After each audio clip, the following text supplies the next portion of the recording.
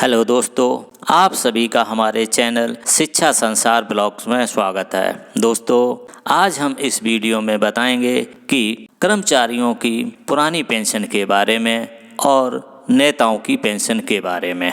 दोस्तों, नेताओं को क्यों पेंशन मिलती है? जब वो रिटायर ही नहीं होते हैं तो उनको पेंशन क्यों? इसके अलावा ये भी बताएंगे इसमें कि जिस तरह से कर्मचारी 2005 में जिन्होंने कार्यभार ग्रहण किया यानी नौकरी प्राप्त की, उनकी ओपीएस बंद है, तो नेताओं की ओपीएस क्यों चालू है? 2005 के बाद जो भी नेता, सांसद, विधायक जो भी हैं, उनकी भी पेंशन बंद होनी चाहिए। उनको भी एनपीएस ही लागू होनी चाहिए अगर सरकार चाहती है तो। इसी के बारे में इसमें एक डिबेट है, वो उस डिबेट को देखिएगा। यह वीडियो आप लोगों के लिए बहुत महत्वपूर्ण होने वाला है, इसलिए इस वीडियो को शुरू से लेकर लास्ट तक जरूर देखिए। यदि आप चाहते हैं कि हमें भी पुरानी पेंशन मिले और आने वाले समय में सभी कर्मचारियों को पुरानी पेंशन मिले, तो ये वीडियो आप लोग शुरू से लेकर लास्ट तक पूरा जरूर देखिएगा। यदि वीडियो आपको अच्छा लगे तो लाइक करके अधिक से अधिक शेयर कीजिएगा और कोशिश कीजिएगा अपने हर एक साथी तक पहुंचाने की। यदि आप पहली बार इस चैनल को देख रहे हैं तो इस चैनल को सब्सक्राइब जरूर करें। सब्सक्राइब करने के बाद घंटी वाले निशान को दबा करके ऑल पर सेट कर दीजिएगा, जिससे हमारी आने वाली हर अपडेट सबसे पहले आपको मिल सके। दोस्तों, चलिए अब वीडियो स्टार्ट करते हैं। अब आप देखिएगा एक डिबेट में लोकसभा और राज्यसभा के सांसदों को पेंशन दी जाती है आजीवन, और हमारे यहाँ विधायकों को पेंशन दी जाती है। 2018 में हमारे देश के पूर्व लोकसभा और राज्यसभा सांसदों को पेंशन देने पर 70 करोड़ रुपए खर्च हुए थे। नेताओं का पेंशन बंद होना चाहिए कि नहीं होना चाहिए? निश्चित बंद होना चाहिए। निश्चित बंद होना चाहिए। और कैसे कैसे आपको भी पेंशन मिलता है? हाँ, मुझे भी, मेरा भी बंद कर दे भाई, कल से बंद कर। और ये क्या कहीं किसी कागज में लिखा है कि सेना में जो जाएगा जवान हमारा, वो तो देश सेवा के लिए जाएगा, और राजनीति में जाएगा जो वो लूटने के लिए जाएगा? कैसी दलीलें देते हैं भाजपा के लोग? दे रहे हैं कि नहीं? विधायकों को दे रहे हैं कि नहीं? जो एक बार एमएलए हो गया, एमएलसी हो गया, सांसद हो गया, अभी चुनाव होके चुके हैं, जो भूतपूर्व हो गए, वो भी मलाई खाएंगे कि नहीं खाएंगे? हैं? वो भी कुल्फी फलूदा खा रहे हैं ना। उनकी सेहत पे तो ठंडे गरम का फर्क नहीं। मैंने एक बार कहा था कि इतनी अच्छी योजना से आप हरिकिशोर तिवारी और विजय बंधु को क्यों आच्छादित कर रहे हो? इतनी प्यारी योजना अगर आप लाए हो एनपीएस, तो सबसे पहला हक तो हमारे माननीयों का है। एमएलए एमपी को आपने क्यों वंचित कर दिया सुखद स्वर्णिम योजना से? सबसे पहले उनको तो जरा देख के देखो, फिर जो दमचौरा होगा वो हम बता देंगे क्या हो रहा है। किसी पार्टी का हो, कोशिश करके देख लो, हाय हाय हो जाएगी। कर्मचारी पर अंकुश है आपका, इसलिए ना उसको कोई भी गोली खिला देंगे क्या? बोले सास ने कहा बहू को हरीरा खिलाओ। अरे बहू हरीरा खा के मर जाएगी तो क्यों खिलाना चाहते हो? सास खा ले, सास को बेहतर लग रहा हरीरा, खुद खाए, स्वास्थ्य लाभ करे। कर ये स्कीम बड़ी अच्छी है एनपीएस। क्या ये मगज के लड्डू हैं? सुन लो, ठीक? तो जिनको पसंद है उनको खिलाओ, सबको जबरिया क्यों खिला रहे हो भाई? मैं कह रहा हूं जिन भी लोगों ने एनपीएस लागू की, मैं अटल जी तक कहां जाऊं, मुद्दत हो गई। आप मुलायम सिंह को पकड़ोगे या अटल जी को पकड़ लेंगे, फिर इसलिए उस चक्कर में मत पड़ो। सरकार किसकी थी? ठीक? अरे रुको भाई अवनीश बाबू, बात तो सुनो। मैं एक बुनियादी सवाल उठाता हूं, आज पहली बार नहीं, हमेशा उठाता हूं, आज फिर उठा रहा हूं। आप एनपीएस बहुत चतुर योजना है, बड़ा ब्रेन लगा है, बहुत जय जयकार हो जाएगा, वैकुंठ धरती पर आ जाएगा, स्वागत है।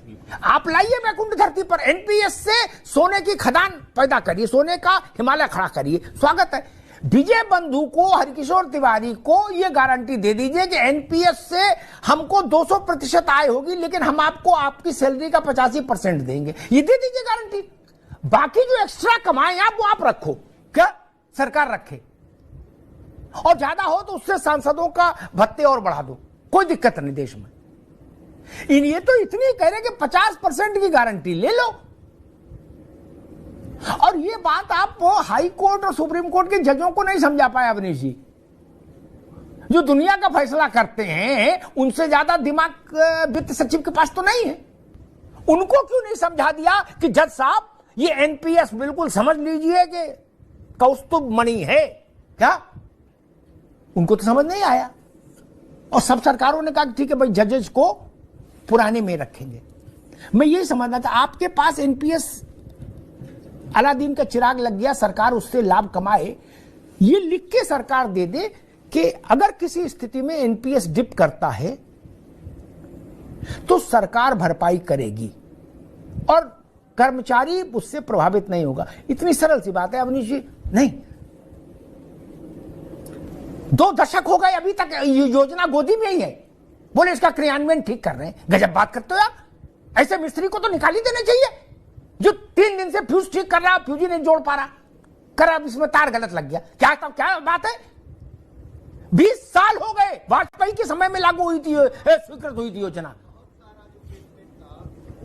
आज तक नहीं ले, उसकी व्यवस्था नहीं बन पाई।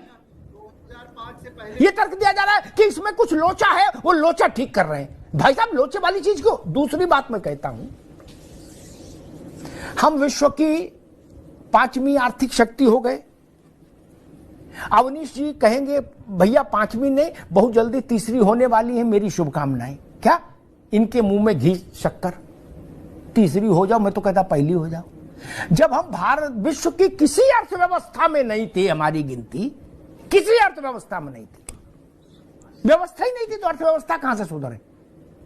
और हमारा पेट भरने के लिए अमेरिका से लाल गेहूं आता था अवनीश पटेल, तब भारत अपने कर्मचारी को पेंशन देता था।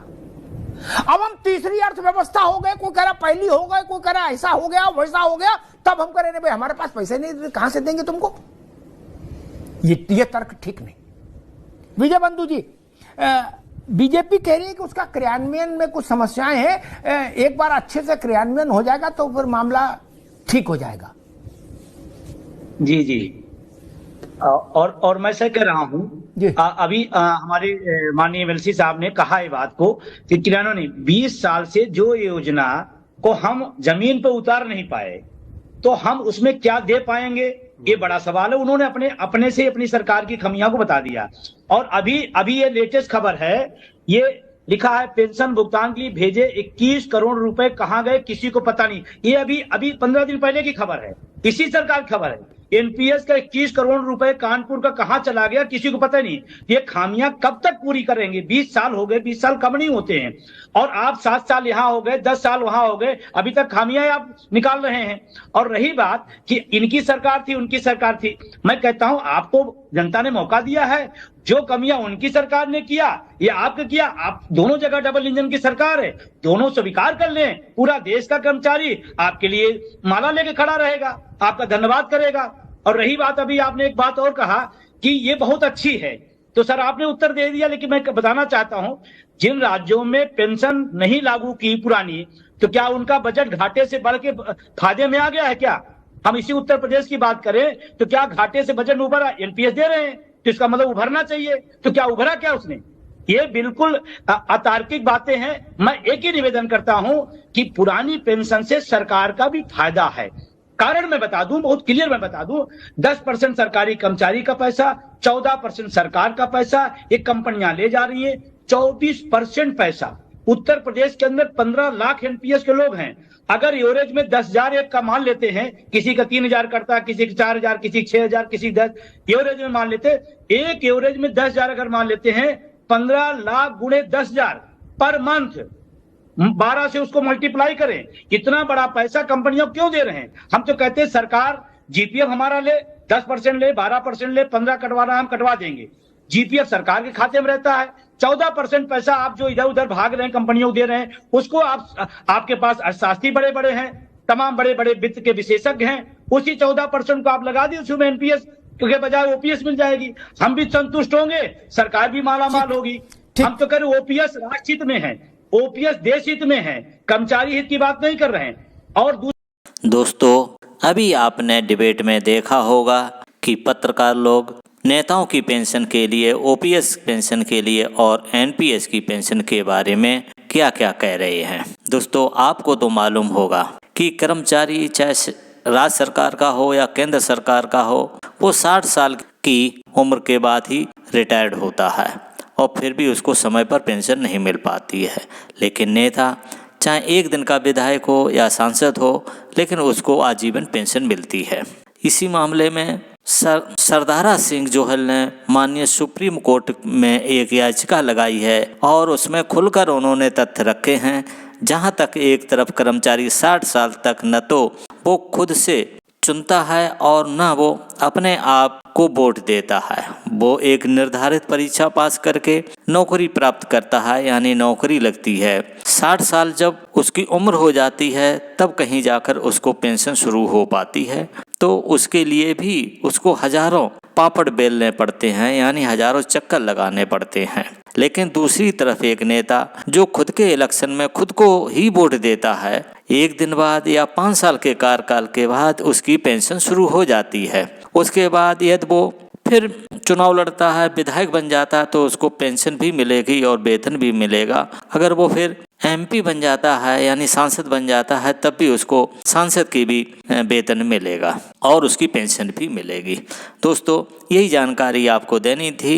ये जानकारी कैसी लगी आप कमेंट में हमें ज़रूर बताइएगा। दोस्तों ये पहला पार्ट है, इसके 8 पार्ट और बाकी हैं, वो सीरियल वाइज में दिखाएंगे। दोस्तों यदि आपको ये वीडियो अच्छा लगा हो तो अधिक से अधिक शेयर करिएगा और लाइक भी करिएगा और कोशिश कीजिएगा हर हाथ में इस वीडियो को पहुंचाने की। यदि आप पहली बार इस चैनल को देख रहे हैं तो इस चैनल को सब्सक्राइब जरूर करें और आप चाहते हैं इस तरह की खबरें पाने के लिए आप इस चैनल को सब्सक्राइब करने के बाद घंटी वाले निशान को दबा करके ऑल पर सेट कर दीजिएगा। इस वीडियो को देखने के लिए थैंक यू फॉर वॉचिंग। आप मिलेंगे नेक्स्ट वीडियो में नई जानकारी के साथ।